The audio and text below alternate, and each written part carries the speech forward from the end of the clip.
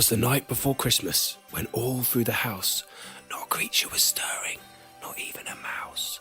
The stockings were hung by the chimney with care, in hopes that St. Nicholas soon would be there. The children were nestled all snug in their beds, while visions of sugar plums danced in their heads. And Mama, in her kerchief, and I in my cap, had just settled our brains for a long winter's nap, when out on the lawn there arose such a clatter. I sprang from my bed to see what was the matter. Away from the window I flew like a flash, tore open the shutters and threw up the sash.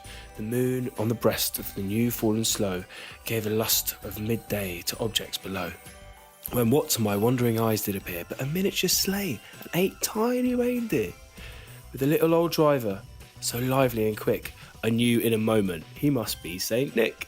More rapid than eagles, his coursers they came, and he whistled and shouted and called them by name. Now Dasher, now Dancer, now Prancer, now Vixen, on Comet, on Cupid, on Donner, and Blitzen, to the top of the porch, to the top of the wall, now dash away, dash away, dash away all, as leaves that before the wild hurricane fly.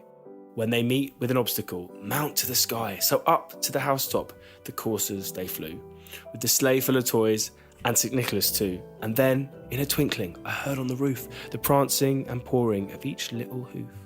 As I drew in my head and was turning around, down the chimney St. Nicholas came with a bound.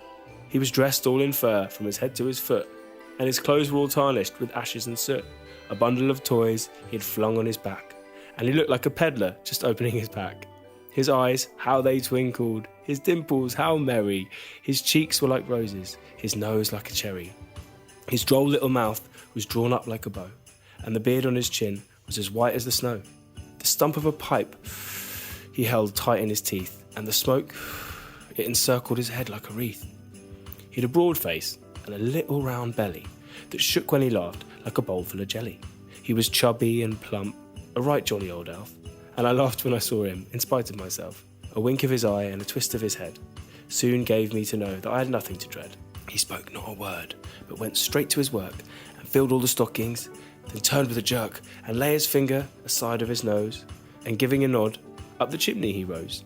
He sprang to his sleigh, to his team gave a whistle, and away they all flew like the down of a thistle.